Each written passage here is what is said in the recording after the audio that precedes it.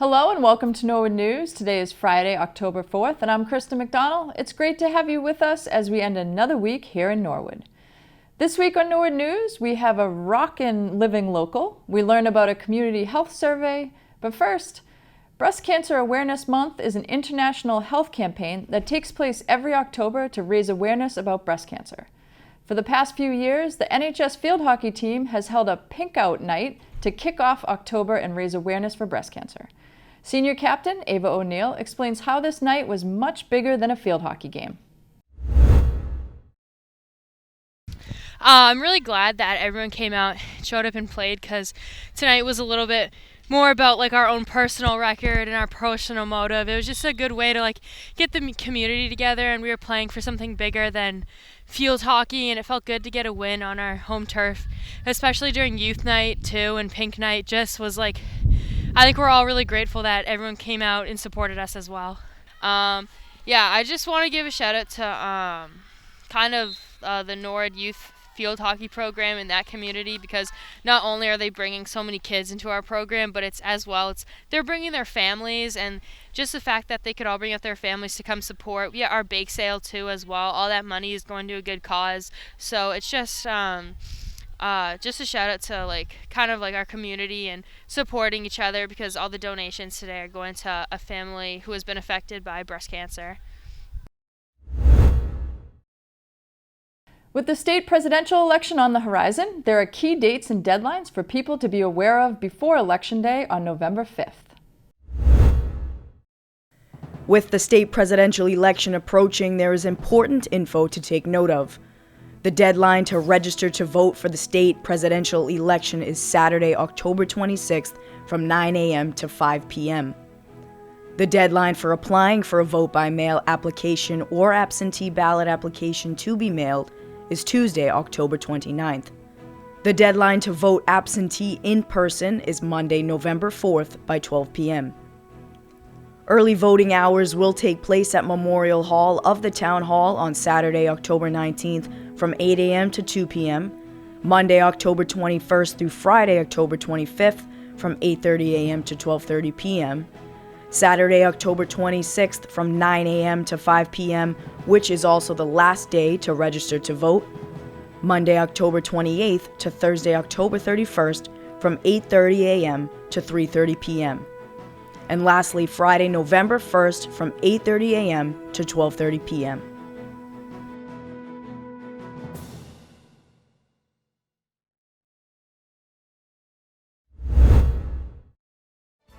When Norwood News returns, we learn about a very special road race. Oscar Bautista gives an update on Norwood Public Schools, and Ron Marshalsea has the latest in sports.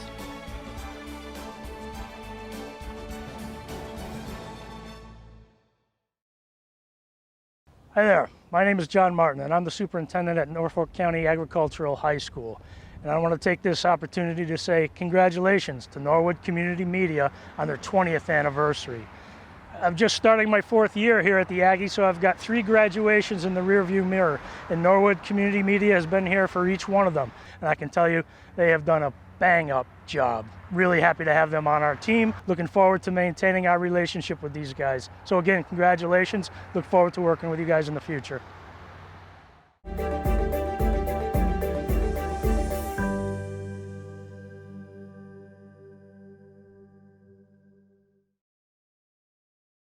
The Austin Reardon Memorial 5K Road Race will be on Sunday, October 13th, starting at the KFC at 10 a.m. The race honors 2019 Norwood High grad Austin Reardon, who passed away in July 2023. Proceeds from the race will fund the Austin Reardon Memorial Scholarship Foundation and continue to keep Austin's memory alive and his light shining. Whether you're running, walking, or cheering, your involvement helps honor Austin and makes a lasting impact in his name. The first 100 registered participants receive a t-shirt, and registration is from 8:30 to 9:30 a.m. with the race kicking off at 10. If you hear some guitar playing on Washington Street, there's a good chance that it may be a 1959 Gibson Les Paul through a vintage tube amp. On this episode of Living Local, we strummed our way into Bay State vintage guitars. Located on Washington Street, just a block up from the Norwood Town Common, is a new business that specializes in buying, selling, repairing, and restoring used guitars and amplifiers. Bay State Vintage Guitars was founded in 1982 by my father, Craig Jones, and for the better part of 40 years was located at 295 Huntington Avenue in Boston. And about 4 years ago, we moved here after our building was sold that we had been renting in. And Norwood has been a great home for us. Aaron Jones is a big fan of the move from Boston to Norwood, and he is happy with his new home. Norwood is a great place for a small business. It's easy to get to, it's affordable, and there's plenty of resources here for people who own small businesses, like the Friends of Norwood Center, for example. And you know, we found our new home here, and it's great. When you enter the shop, you are surrounded by guitars of all ages. Gibson Les Pauls, Fender Stratocasters, Martin Acoustics, and even a lap steel guitar. It is a Guitar Hall of Fame right here in Norwood. So when you come into our store, one of the first things you'll notice is the guitar wall. And we try to keep a very wide assortment of instruments on display. Everything from vintage Martins to new custom builds based on vintage guitars to newer instruments. We really get into a little bit of everything. Our specialty is vintage and collectible pieces, but we do a little bit of everything.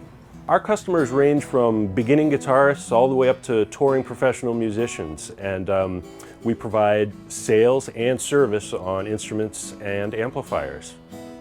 With over 40 years of experience, Bay State Vintage Guitars can make modifications and repairs of all kinds. There isn't much they haven't done before. So here at Bay State Vintage Guitars, when someone brings us an instrument, the process starts with an evaluation. By examining the instrument, we're able to tell exactly what it might need to be brought back to its full potential, whether that be a simple setup or a more comprehensive restoration. Working on instruments, bringing them back to their full potential, particularly doing full restorations on older instruments, is really satisfying work. To see something that has been perhaps neglected for decades come back to life and be at its full potential, it's very rewarding. A lot of people can be very attached to their instruments. It's a very personal thing. It's what they use to make their art.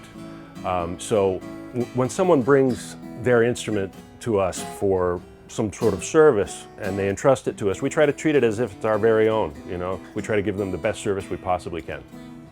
Boston has always been known for its music schools and its strong music scene. Many famous musicians have stopped by Bay State Vintage Guitars for maintenance and repairs. Over the years, my father and I have worked with numerous well-known musicians, everyone from Aerosmith to Paul Simon, Keith Urban, Joe Bonamassa, all manner of professional musicians. It's nice to be able to be a part of what those great artists are doing. Bay State Vintage Guitar has been the area's leading vintage specialist for over 40 years. Stop by and see what they have to offer. We try to have a little something for everyone. If you're a beginning guitarist, we should have something to suit your needs. If you're a collector, we have all kinds of, of interesting pieces. And if you're a pro, we can take care of all your service needs, basically whatever you need as a professional musician. Or if you just need some solid advice on what you should do with your instrument or amplifier, come on by anytime.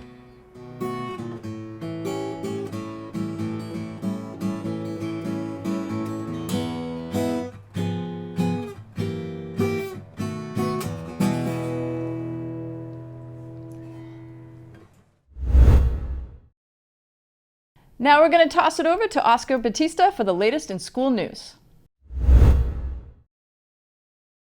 I'm Oscar Bautista, and I'm a senior at NHS. And let's take a look at what's happening in our Norwood schools.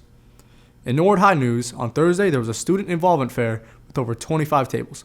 Organized by Jean E. Morrison in the school counseling department, grade 9 students and new students can see what activities are offered, meet representatives, and sign up. The weather was great, so let's go outside and take a look.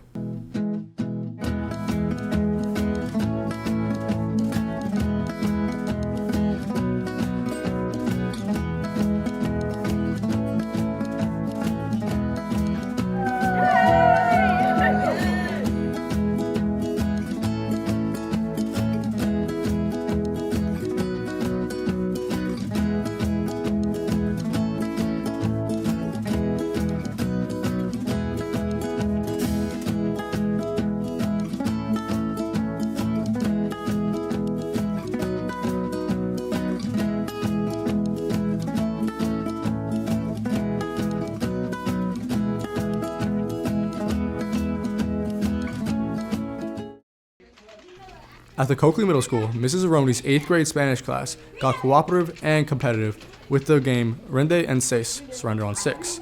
This game encourages students to practice comprehensible input using vocabulary and grammar concepts previously learned. It's a great game for all learners and one where there is whole class participation with fun energy. The Balch School is thrilled to add over 140 new books to our library collection. Here are some photos of the titles recently added and students who chose new books to check out.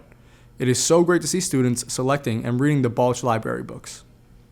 The Callahan School held their back-to-school open house and book fair. Parents had the opportunity to meet the teachers and students had the opportunity to buy some books. At the Cleveland School, first graders are embracing the fall and learning all about the season.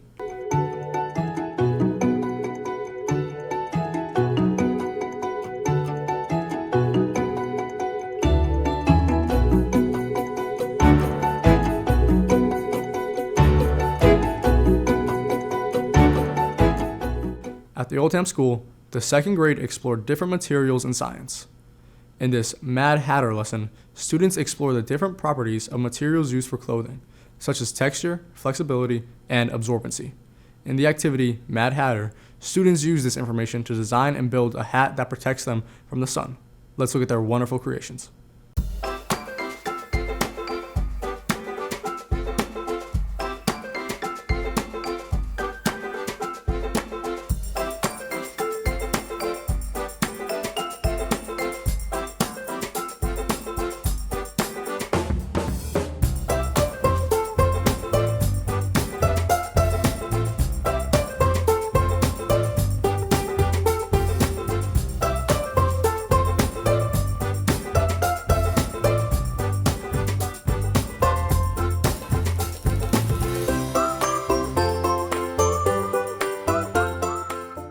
Also at the Oldham, the third graders in Mrs. Pritchard's class transformed an ordinary pumpkin into a globe. As a wrap-up activity to the geography unit, students painted their pumpkins blue before placing and labeling the 7 continents and 5 oceans. Everyone did a fantastic job. This past week, Prescott School celebrated the new school year with their annual back-to-school night. The Scholastic Book Fair and ice cream truck were open to kids of all ages and their families. Teachers engaged families in conversations about collaborating this year to make it a great year. As part of our celebration, families got to see the entire school's celebration of Peter Reynolds' Dot Day last week. Kids got to represent a dot, and all of the dots were on display by Miss Orfanos for families to see. Prescott School is also excited to have kicked off ST Math this year. They are tracking and displaying both student progress and puzzle completion from each of their classes. First grade teacher and ST Math champion, Miss Webb, created a Falling in Love with ST Math bulletin board that shows puzzle completion for each grade level and the entire school. Finally, the Prescott attendance team is working to make our entire community more aware of attendance at Prescott. They display the attendance percentage from the previous day in the mornings in the drop-off line and on a bulletin board. This helps kids realize that their attendance matters and someone is noticing when they are not there. They will continue to recognize and celebrate kids who routinely come to school as well as those who are reaching their goals of coming to school on time each day. As always, it's a great time to be a part of the Prescott School community. It was a penguin party at the Willett Early Childhood Center last week. Kindergarten students were excited to celebrate ST Math Launch Day with Gigi the Penguin as they started their year-long math journey together. ST Math uses engaging puzzles to teach spatial temporal math skills that become increasingly challenging as the students progress through the year. The students mark their progress over the year with multiple challenges, contests, prizes, and Gigi is there every step of the way. They want to thank Miss Donnelly, Mrs. Mullen, and Mr. Kidd for helping them get ready for this exciting day. We will stay tuned to see how far they go. This week at Little Mustangs, they discussed the changes they see in fall. The weather, the leaves changing colors and falling, acorns falling, and being gathered by squirrels, as well as the many activities they do in this time. Apple picking, raking, enjoying the cooler temperatures outside. They enjoyed coloring the room with fall, counting, and letter ID games. That's it for school news this week. We appreciate all the teachers who take the time to share their news with us. It gives us an inside look at all the good things happening in our schools. Now, let's send it over to Ron Marshalsea with your sports update.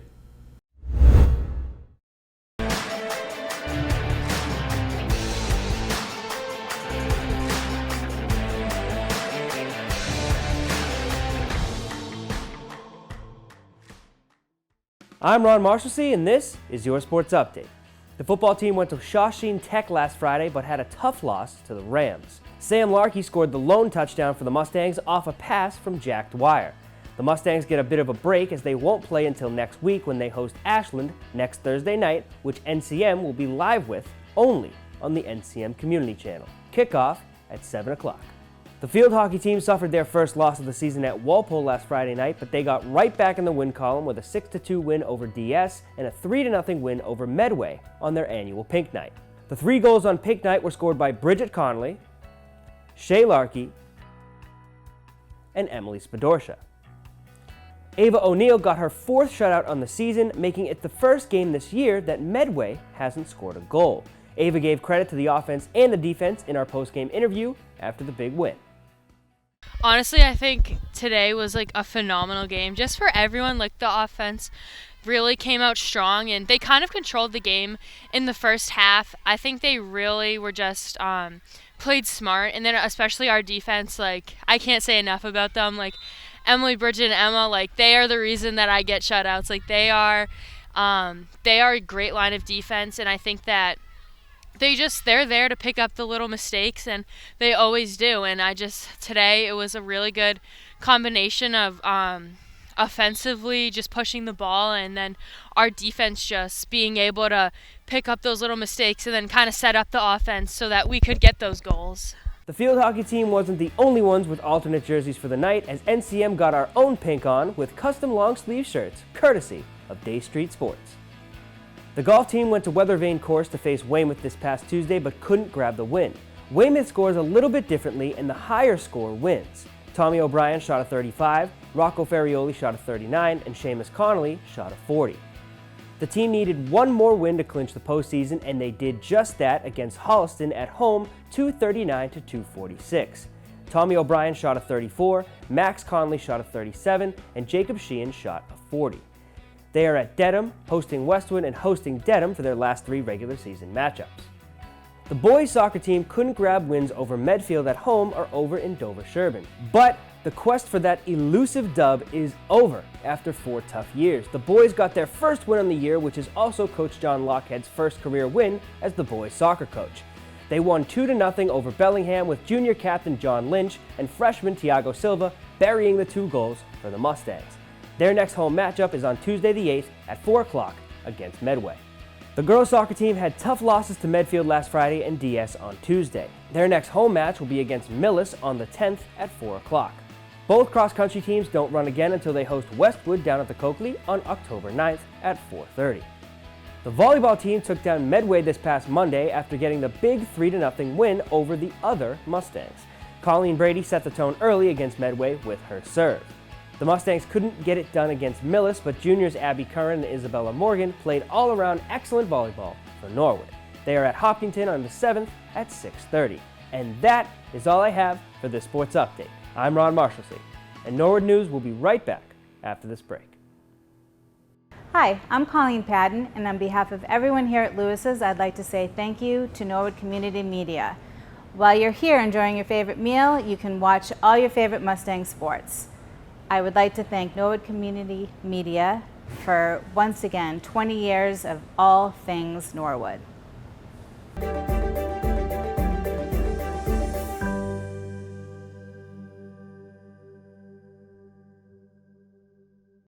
Norwood author and historian Patty Fanning has teamed up with the school department's Jack Tolman to produce short Norwood-based historical videos.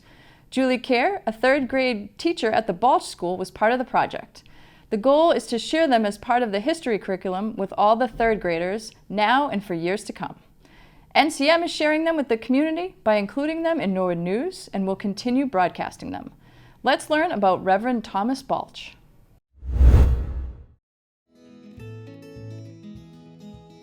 The first Balch Elementary School, which was made of wood, was built in 1867 on Washington Street in South Dedham. It replaced the old brick school built around 1800. Norwood did not become a town of its own until 1872. The Balch School was the first school in the district named for someone who had actually lived in South Dedham. Reverend Thomas Balch was the first minister of the South Parish Church of Dedham, currently the first Congregational Church. He arrived in 1736 at the age of 25. Balch had been born in Charlestown, Massachusetts, and had graduated from Harvard College in 1735. This was his first job, and his annual salary was 120 pounds, which is about 31,000 in today's US dollars, and 16 cords of wood. Balch's parishioners built him a home called a parsonage, and he lived there with his wife, Mary, and their 8 children. In 1745, Reverend Balch accompanied local militiamen to Nova Scotia, Canada, for the siege of Louisbourg, a famous incident in the French and Indian Wars. The names of all veterans of this expedition, including Reverend Balch, are engraved on a stone monument that stands in the park across from the post office. This monument was erected and dedicated in 1903. When Balch arrived, the church had only 15 members. 38 years later, there were 186. During his time in the village, he married 148 couples and baptized 628 children.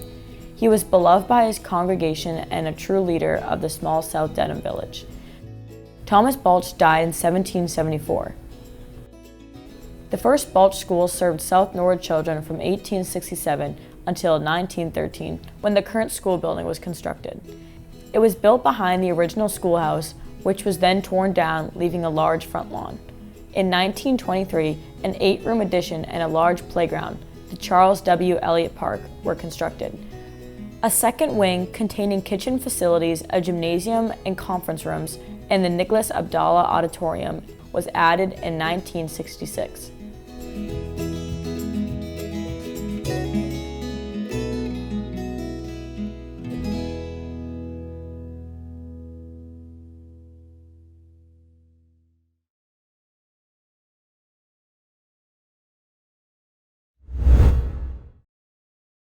Beth Israel Leahy Health is seeking people to complete a community health survey to learn about health issues affecting people in communities. Here's Stacy Lane, Director of the Norwood Health Department, with more on the survey. Hello, I'm Stacy Lane, Director of the Norwood Health Department. I'd like to take a few minutes today to talk to you about the Beth Israel Deaconess Needham 2025 Community Health Needs Assessment.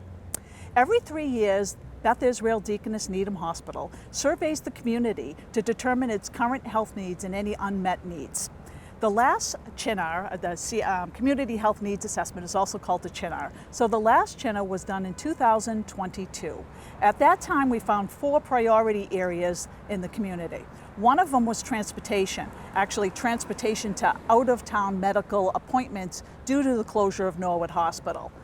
Due to this survey, we were able to receive a grant. The town of Norwood received the Determination of Need grant over a 3-year period, receiving $33,000 a year to help expand the already wonderful senior transportation program. So again, we are asking for your feedback from anyone who lives in Norwood or works in Norwood. And this feedback will help determine the overall health of the community. Once they have the information, a community health improvement plan will be made, and that will help prioritize the needs of the healthcare system over the next 3 years.